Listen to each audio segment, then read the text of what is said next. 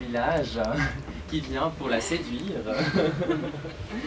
Et ce mauvais garçon, c'est bien, bah c'est moi.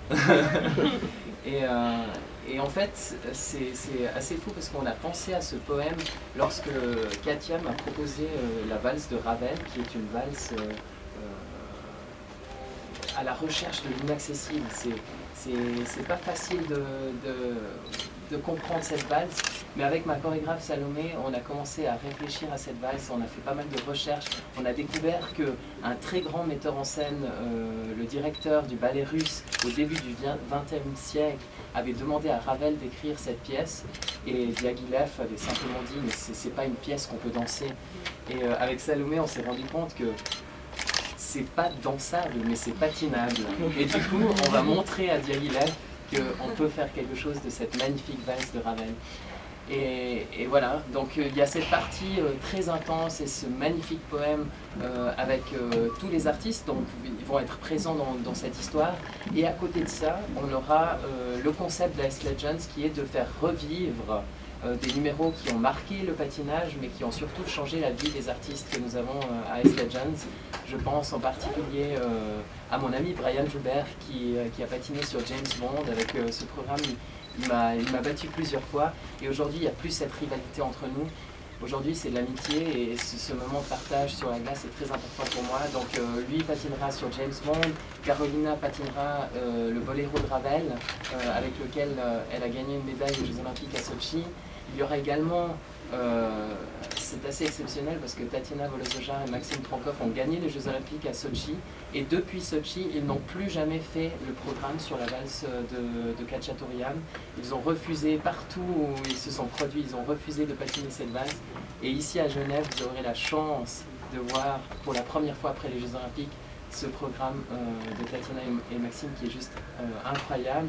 Et ils vont remettre après le spectacle leurs costumes au musée olympique, donc ça sera la dernière fois qu'on verra ce programme. Donc c'est assez historique comme moment, et il y a pas mal de programmes qui justement m'ont beaucoup touché, et en discutant avec les patineurs, ils ont accepté de revenir sur un programme. C'est pas toujours facile, j'ai moi-même travaillé sur un programme que j'ai fait en 2007, c'est un flamenco très compliqué parce que justement le patinage c'est assez fluide et là dans le flamenco il y a des moments très secs, très intenses avec beaucoup de cambrure et la posture est très importante. Donc de revenir à ces automatismes là n'était pas facile, mais voilà, le challenge est intéressant et du coup je me réjouis de revivre le flamenco plein d'années après. J'aimerais un petit peu juste revenir à notre poème et puis que tu nous dises un petit peu, toi, comment tu vas le vivre de ton côté. Tu as dû préparer par exemple la balade numéro 1 de Chopin. Qu'est-ce que tu en as pensé?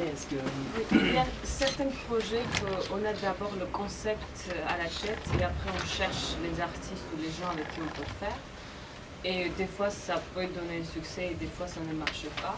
Il y a des autres projets où l'inspiration vient de l'artiste qu'on rencontre dans la vie et toute une idée peut se développer autour d'un artiste. Je pense faire un poème sur la glace c'est possible parce que quand j'ai vu Stéphane Lambiel danser, parce que tu danses sur la glace, je me suis dit c'est un poète de la glace.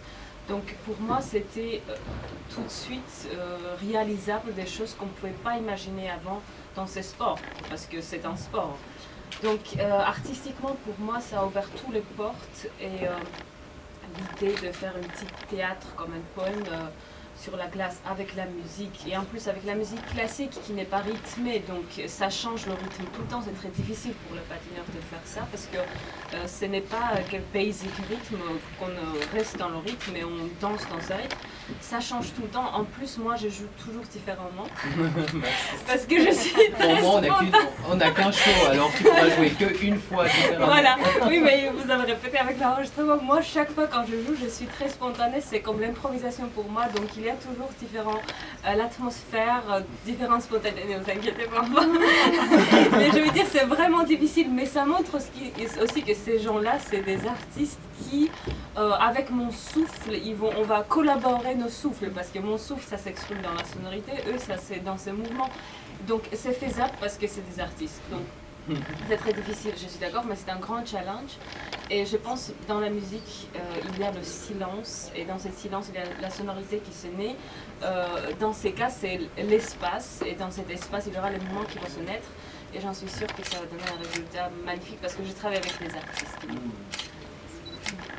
Merci, merci. Tu me disais